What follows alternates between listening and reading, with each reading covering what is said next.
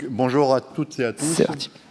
Donc, on va enchaîner donc, effectivement avec une présentation qui a une introduction par l'historien en fin de matinée sur une thématique que nous avons entendu parler, qui est le retrait-gonflement des argiles. Donc, c'est une thématique qui affecte le sol et les fondations et qui se traduit par donc, un certain nombre de pathologies sur les bâtiments. Donc, on va avoir une présentation en plusieurs étapes. D'abord, un état des connaissances, puis ensuite on va effectivement évoquer les procédés de confortement, et puis les perspectives futures.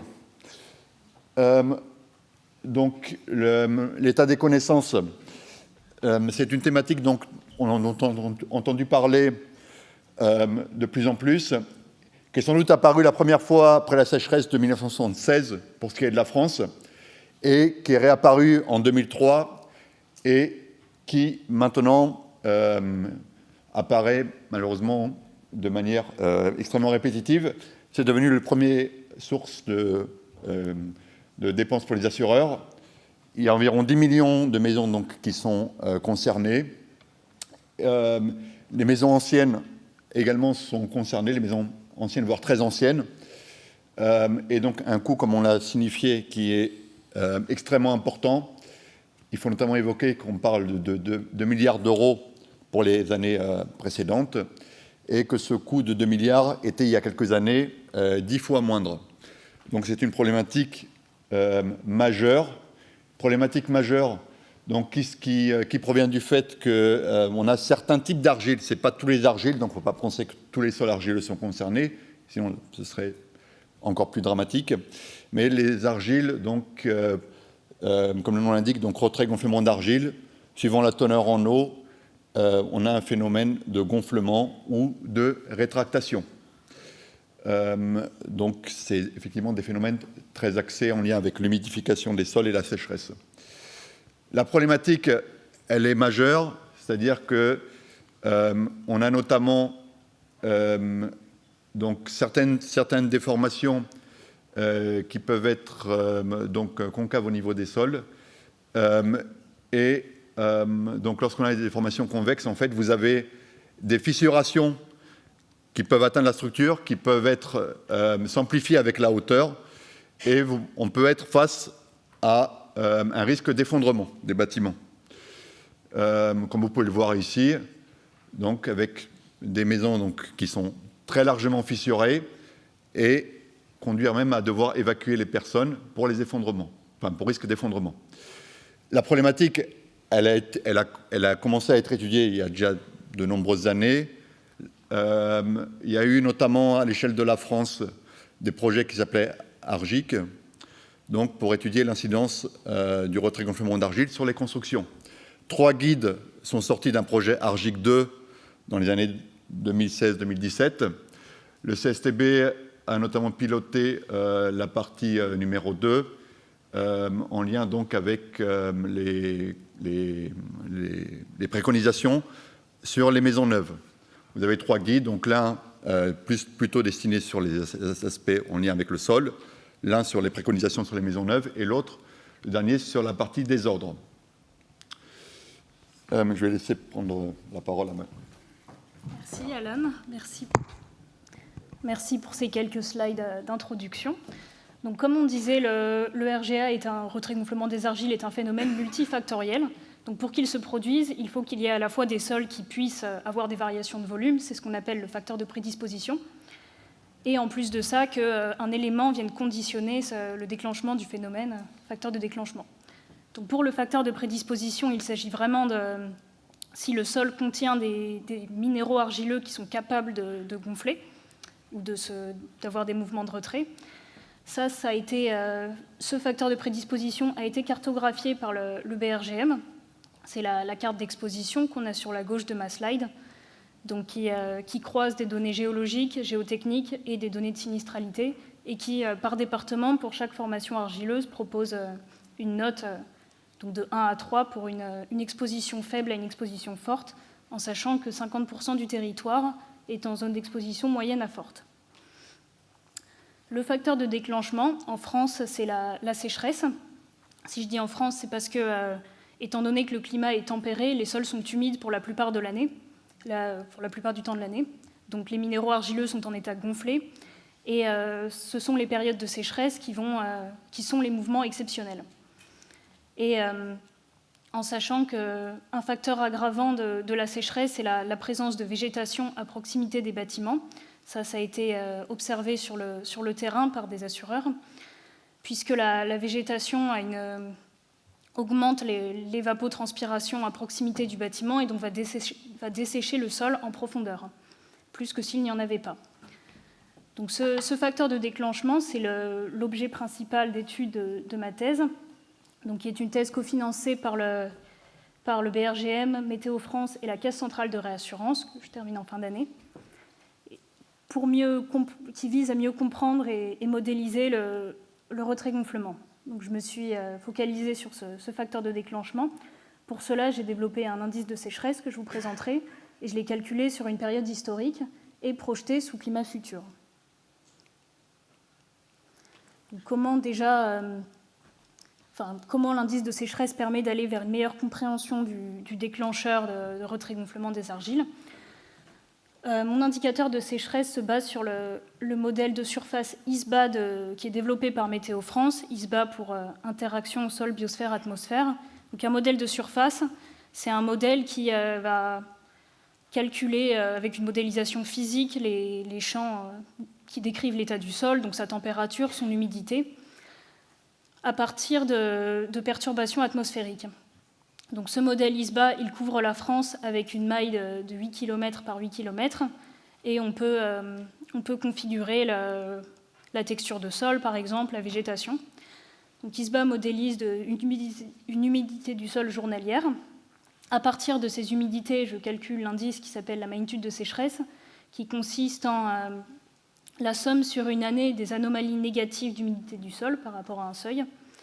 Et enfin, on fait une comparaison statistique qui donne un indicateur statistique avec une sinistralité qui est fournie par la Caisse centrale de réassurance.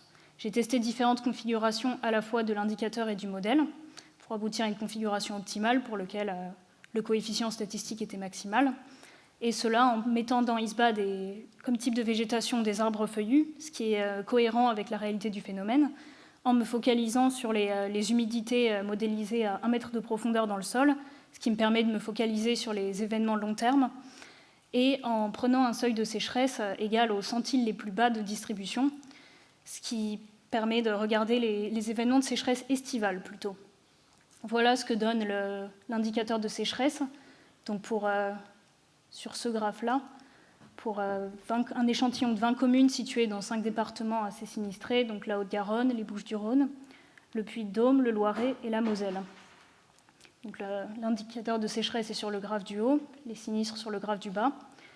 Et l'indicateur prévoit des sécheresses importantes en 2003 et 2018, ce qui a été confronté à la littérature. Effectivement, ce sont des années de sécheresse marquantes en France. En poussant un peu plus loin, je vous propose un historique des sécheresses propices au retrait-gonflement. Donc cette fois-ci, le modèle avec sa configuration optimale a été forcé par une réanalyse atmosphérique. Donc une réanalyse, ça croise des modèles et des observations. Et pour la période 2000-2022, voilà ce que donne l'indicateur de sécheresse donc, par année. Jaune, on n'a pas de sécheresse, et rouge, on a une sécheresse importante par l'indicateur. L'année 2022 est remarquable, surtout dans le sud-ouest. C'est la plus importante de la période 2000-2022, en sachant que les années 2003, 2018, 2019 et 2020 étaient remarquables aussi d'un point de vue sécheresse. Voilà pour l'analyse historique. Et les recherches ont été poussées un peu plus loin en voyant comment évoluer justement ces sécheresses qui déclenchent le retrait-gonflement sous climat futur. Donc cette fois-ci, le modèle ISBA a été forcé par donc des forçages climatiques jusqu'en 2065, qui viennent du projet Explore 2 de Météo France, qui concentrent donc des simulations climatiques faites pour 6 modèles de climat différents, et les scénarios RCP 4.5 et 8.5, en sachant que la track est basée sur le scénario 8.5. Les résultats sont présentés à droite. Donc c'est une représentation un peu différente. Il s'agit du 75e centile de distribution des magnitudes projetées, donc sur 20 ans. Pour 2006-2025, 2026-2045, 2046-2065, le centile montre en fait la tendance des magnitudes hautes, et le premier rang pour le scénario 4.5, le deuxième pour le scénario 8.5. Ce que cela montre, c'est que l'intensité des sécheresses propices au retrait-gonflement est amenée à augmenter dans le futur, encore plus sous le scénario 4.5 que le 8.5, avec certains hotspots comme le sud-ouest ou le nord-est. Donc ces recherches montrent comment les caractéristiques des sécheresses vont augmenter dans le futur. Il faut cependant, pour avoir une estimation complète du phénomène de retrait-gonflement, coupler ça avec les caractéristiques de sol, donc l'exposition que j'ai mentionnée tout à l'heure. Je te rends la présentation, Alan. Par la suite, on va évoquer encore deux éléments, les méthodes correctives et puis les verrous futurs, les verrous qu'on est en train de progressivement lever. Alors, les méthodes correctives, donc comme ça a été dit, effectivement, il y a pas mal d'interactions évidemment avec l'humidification des sols. Donc, il y a des mesures sur l'environnement qui sont largement décrites et qui ont vocation, entre guillemets, à être grand public, entre guillemets, pour être exploitées par les gens de terrain, pour les maisons individuelles. Donc, on parle notamment donc, d'éviter voilà, les variations hydriques significatives. On pense bien évidemment à la végétation. On pense également à des éléments en périphérie des bâtiments. Voilà. Après, ces mesures sur l'environnement, en fait, il faut savoir qu'elles ne sont pas totalement quantifiées aujourd'hui, donc dans les éléments futurs à évaluer. Très clairement, c'est extrêmement important, et aujourd'hui la profession n'a pas la réponse, de l'impact, de l'effet de ces mesures. Parfois, souvent, on prend ces mesures et on en prend d'autres en parallèle. Donc, on ne sait pas exactement quantifier quel est l'impact de ces mesures qui, à elles seules, évidemment, ont un coût qui est moindre. Mais, voilà. Parmi les mesures correctives, on se doit de citer donc, certaines mesures toujours sur la partie sol. Donc ça, c'est un procédé qui a été développé donc, notamment par le CEREMA, qui s'appelle MAC, donc confortement par humidification. Globalement, il s'agit de réceptionner donc, les eaux de pluie et d'humidifier le sol lorsque il y a un aspect de dissécation qui est trop significatif. Donc ça permet voilà, d'éviter qu'on ait un mouvement différentiel là où le sol serait trop aurait subi trop de retrait. À côté de ça, il y a d'autres techniques. Donc, il y a des techniques qui peuvent être déployées pour des constructions qui ne sont pas encore faites et qui sont également utilisées sur d'autres aspects de la construction, comme les routes, par exemple avec des géogrilles qui sont positionnées très resserrées dans le sol et qui viendraient confiner le sol. Voilà. Après, il y a des techniques plus traditionnelles, type micropieux, qui sont coûteuses, et d'autres techniques comme les injections de sol. Voilà. Encore une fois, la difficulté, c'est l'efficacité de chacune de ces solutions. Elle pose difficulté et il y a des solutions, comme on l'a vu, qui peuvent être très coûteuses. Donc, quels sont les enjeux du futur ? Les enjeux du futur sont notamment, effectivement, de pouvoir réellement quantifier cette efficacité des solutions avec les aspects de rémédiation et de prévention. Prévention, c'est notamment les petites solutions qu'on a vues au niveau des environnants. Bien évidemment, simultanément, il y a l'objectif de faire émerger des solutions, des solutions simples, innovantes, avec l'idée qu'elles puissent être aussi déployées largement sur le terrain. Donc ça, c'est fait par partie des enjeux. Donc il y a plusieurs projets qui sont en train d'être effectués. Et donc il y a des projets financés notamment par l'ADEME aujourd'hui sur lequel le CSTB s'est positionné. Il y a également les assureurs qui mènent d'autres projets. Tout ça nous donne un champ d'horizon avec notamment des instrumentations et des solutions qui peuvent être testées sur des maisons et des cas types. l'idée de tout ça, effectivement, c'est qu'on toutes les parties prenantes sont constituées par aussi bien les propriétaires, les assureurs, c'est un coût énorme, et également les collectivités, puisque la question se pose à l'échelle de quartiers et autres. Alors, un gros travail futur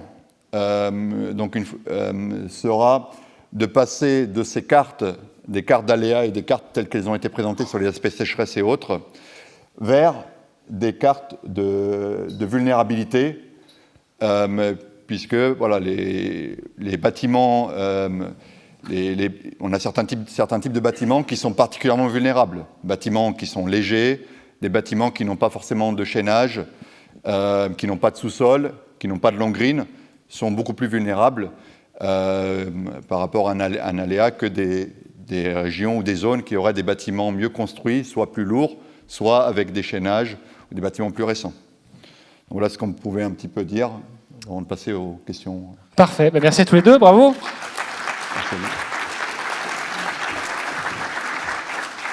Alors, est-ce qu'on a des questions sur ce sujet particulièrement important sur les logiques d'adaptation? Juste ici, on vous écoute. Merci pour votre présentation. Avec votre carte de vulnérabilité, avez-vous essayé de chiffrer l'investissement nécessaire si on veut faire de la maintenance préventive sur le bâti existant et essayer de le comparer avec les coûts actuels subis par les assureurs? La question des coûts qui sera évoquée dans la table ronde tout à l'heure, mais est-ce que vous avez des premiers éléments? Alors, donc ce qu'on a indiqué, c'est que les mesures préventives aujourd'hui, elles sont nécessaires. C'est nécessaire de les multiplier et de les déployer à grande échelle. Par contre, on n'a pas réellement de données quantifiées là-dessus. Et même typiquement, on a eu des discussions avec les assureurs et puis avec les actions de la CCR. Quand il y a des réparations qui sont menées, en fait, c'est assez légitime de simultanément qu'il y ait des solutions de réparation et également d'appliquer des mesures sur la végétation autour, sur de créer des trottoirs autour des habitations pour drainer l'eau, etc. Du coup, il y a une réelle difficulté à quantifier l'efficacité relative des différents éléments qui sont déployés. On ne sait pas si finalement la maison s'est bien comportée parce qu'on a mis des micro-pieux, parce qu'on a fait de l'injection, ou bien simplement par le fait des mesures de prévention sur l'environnement. Oui, si je peux rajouter un élément, un sinistre sécheresse grave, ça peut coûter jusqu'à 100 000 € lorsqu'on fait justement des micro-pieux. Donc bon, les solutions d'adaptation n'atteignent pas ce montant-là. Merci. Est-ce qu'on a une autre question? Oui, je vois. Question. Au fond. Une question. On vous écoute. Qui est aussi une information. Aux Antilles, on a ce souci de retrait gonflement d'argile, donc retrait expansif. Et nous, la solution qu'on utilise quand on a des bâtiments ou des maisons qui sont dans des zones où il y a un risque de retrait, c'est carrément de substituer le sol sur une certaine hauteur et le remplacer par un remblai technique qui permet de protéger les fondations, protéger aussi le dallage ou la dalle au sol. Et je ne vous en parlais pas de ces solutions. Parce que mettre des micro-pieux, ça coûte cher. Alors, est-ce que ça vous parle, cette solution? Donc, on n'a pas fait le tour d'horizon de toutes les solutions. Aujourd'hui, il y a des solutions qui fonctionnent aussi suivant les différents types d'environnement. La notion de substitution, on en a un petit peu parlé, on a un peu parlé des géogrilles. Il y a aussi des solutions effectivement avec de la substitution ou des matelas en partie supérieure. Ils sont aussi déployés à l'échelle internationale dans des pays voisins comme la Suisse ou autres, et ils sont aussi déployés sur des constructions légères qui ne sont pas du domaine du bâtiment, type les routes. On est sur un domaine où il y a besoin effectivement d'avoir le maximum d'interaction, et notamment avec d'autres domaines qui peuvent être ceux des routes. Mais effectivement, voilà, des solutions comme ce que vous avez évoqué. Mais ce qu'il faut savoir, c'est qu'il y a des solutions qui marchent dans certaines régions qui ne marchent pas ailleurs. L'injection avec des procédés comme Uretech, qui sont sous avis technique, donc qui sont largement éprouvés, qui fonctionnent, peuvent fonctionner pour certains types de sols et pas pour d'autres. C'est ce qui rend aussi la thématique difficile à appréhender à l'échelle globale. Entendu. Une dernière question sur le chat. Oui, il y a une question. Donc, on a dit toute la matinée qu'il fallait planter beaucoup d'arbres autour des bâtiments pour pouvoir vivre à cause de l'augmentation de chaleur. Très bonne question. Et ça montre bien que le sujet est bien multiphysique et multithématique. Donc, qu'est-ce qu'on fait pour équilibrer les deux sujets? Le besoin d'ombre et le besoin que la maison reste debout. Oui, c'est assez paradoxal. À la fois, les arbres ont des effets positifs mais négatifs, puisque planter trop près des maisons, on peut envisager peut-être de trouver une distance qui fasse un compromis, puisque c'est quand les arbres sont plantés trop près de la maison que... Enfin, l'idéal, c'est que l'arbre ne vienne pas pomper à proximité des fondations. Alors si on trouve la bonne distance, le problème ne se pose pas. Il y a aussi, en lien à votre question qui est très bonne, tout à l'heure, on a passé peu de temps sur cette diapositive parce que voilà, les images sont connues. Pour autant, en fait, parmi les solutions, il y a clairement l'imperméabilisation des sols. Imperméabiliser les sols pour d'autres domaines. Et voilà, nos collègues de Nantes qui travaillent sur les aspects de l'eau pourraient nous dire que c'est imperméabiliser les sols, ça pose d'autres problèmes. Voilà, donc il y a malheureusement certains conflits entre les thématiques.